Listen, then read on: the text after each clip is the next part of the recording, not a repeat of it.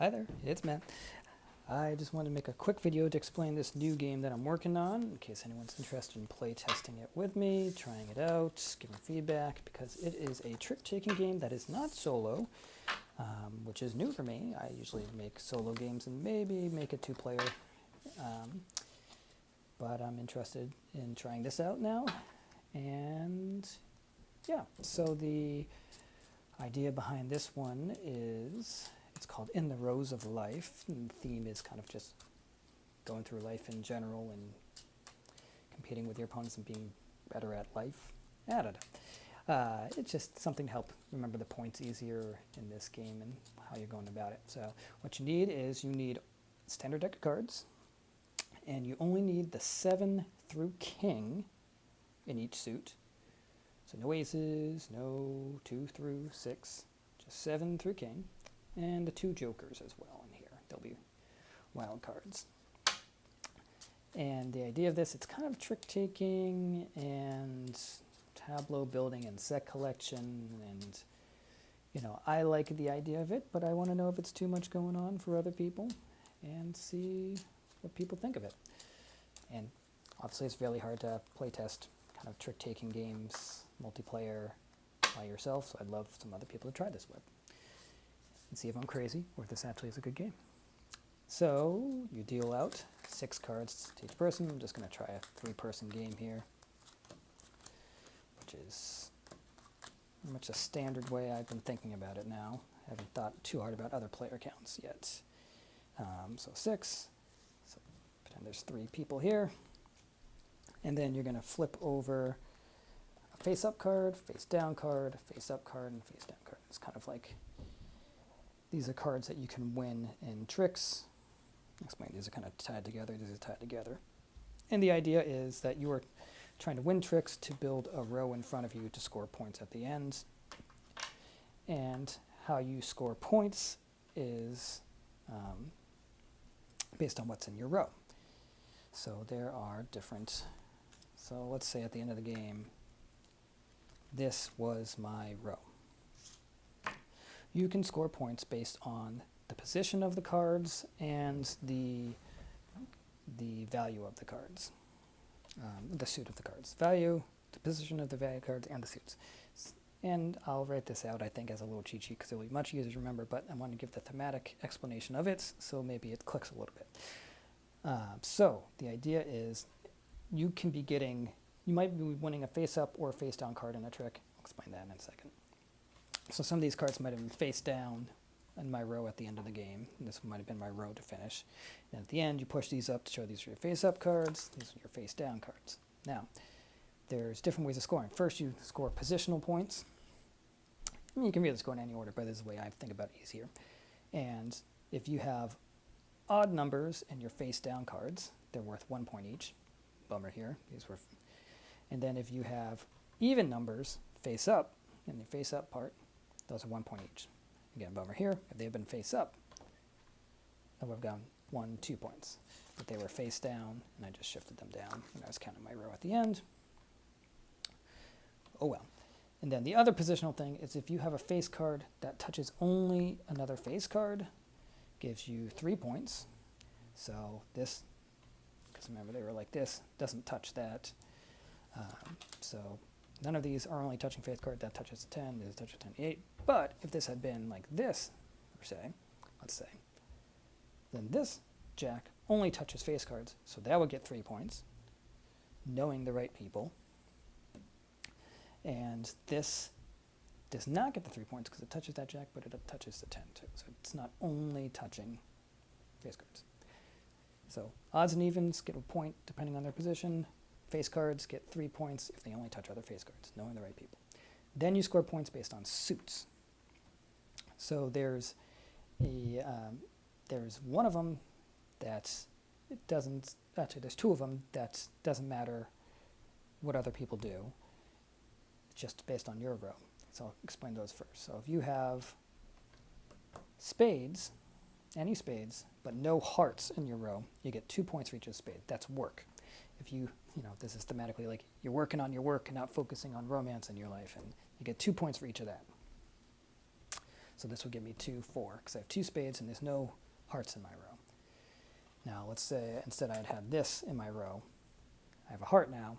These get 0 points because there's a heart in my row. Now let's still say this is my row. For hearts, if you have exactly 2 hearts in your row, you get 5 points for that. Not 5 points for each, 5 points for the pair. And that's the romance. If you have a pair, they're in love, you found romance, you get 5 points. So this gets 0 points because it's just 1. If you had 3 hearts, which is a bummer sometimes, you get 2 hearts and you're good, and then you get another card that you didn't want, and you get 3 hearts, that's also 0 points. So 1 heart, 3 hearts. Has to be 2 hearts in your row exactly to get 5 points for it. Then the other 2 suits we deal with are the clubs and the diamonds, and those determine what other people's rows wind up looking like. So you have to keep other people's rows in mind. So let's say, I'm not going to explain the Joker yet. I'll explain that maybe later on with people when I'm actually playing with them. It's a special card. So let's say this is what everyone else wound up with too, right? So, clubs. If you are the person who has the most clubs in a row, so I have 1 club in my row, this person has 2 clubs in their row, and this person has 0. So the clubs is like you being part of a club, you're popular, so you want to be the person who's the most popular thematically, and since this person has the most clubs, they would get that. They're the most popular. They get 2 points for each club if they have the most. They get 2, 4. I only have 1, not the most. I get 0 points for that. So if you're going for clubs, got to make sure you get the most. Also, if there's a tie, so if we both had 1 and they had 0, we would all get 0 points. You have to be the most popular, not tied. Then the last suit to explain is diamonds. And diamonds is going for money. You're going to be the richest person, so you want the highest valued diamond card. So in this scenario, only one person has a diamond. They have no diamonds. I have no diamonds. They have the 7 of diamonds, which is the lowest diamond, but the only one with it. So they would get 3 points. Let's say I change my tableau back to this, what I had before, the Jack of diamonds. Now I have the highest single value card. So it's not, if I had multiple diamond cards, this isn't like 10 plus 8, 18. It's just the single card. So I have the highest value diamond card at Jack. So they would get 0 points for that now, because they don't have the highest one. And I'm the richest. I get 3 points for that. So that's how the suits work. So I explained the positional scoring, the suits working. And, thematically you can kind of keep that a little bit in mind. The richest, you need the highest diamond. Clubs, you want to be the most popular, you want the most clubs. Spades, you got to work without being distracted by love in this scenario, and so you need any spades with no hearts.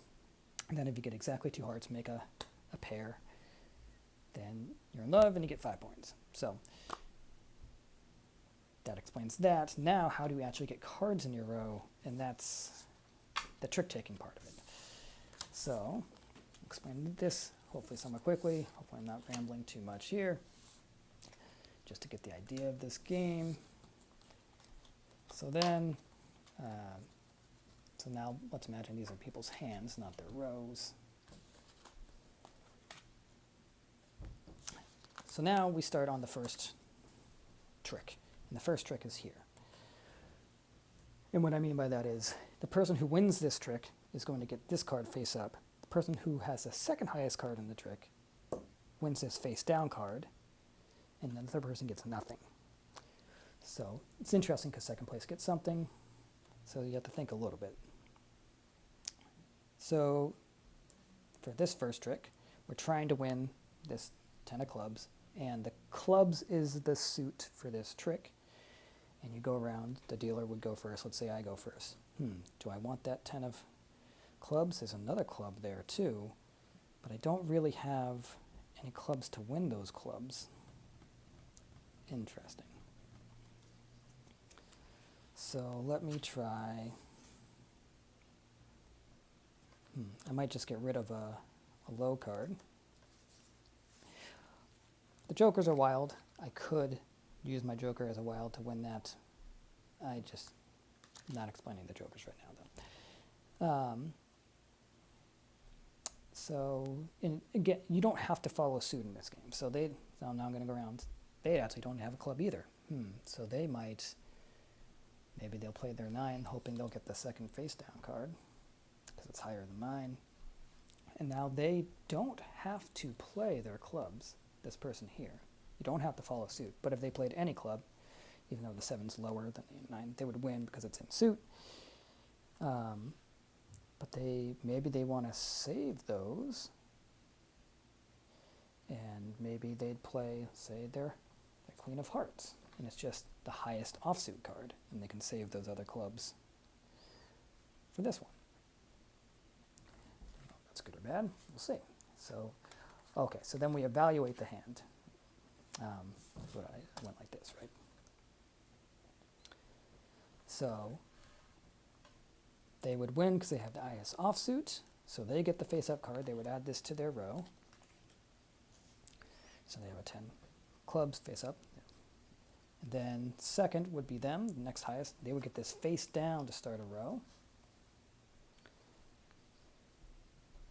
And then, shift this down so we can still see these. And then I would get nothing because I came in third.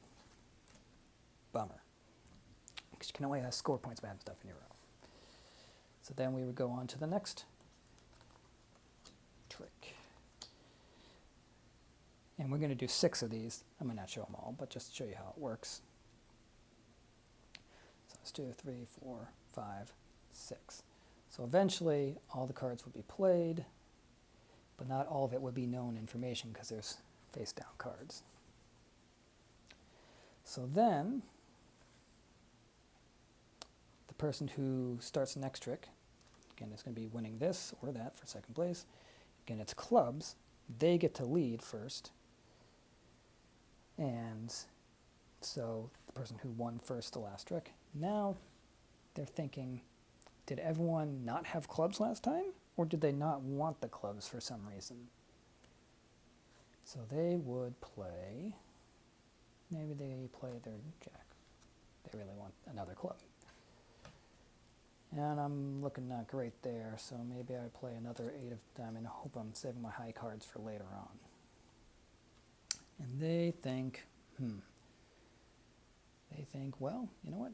I will get second place again. So I do that. So I evaluate. They lead.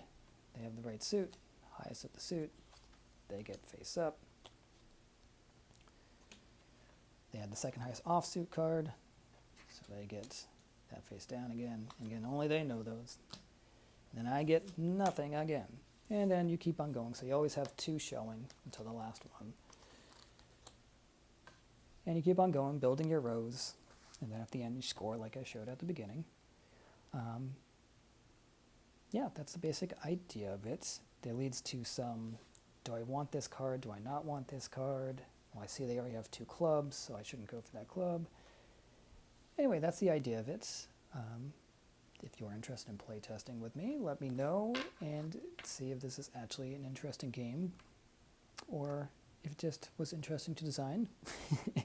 And yeah, let me know.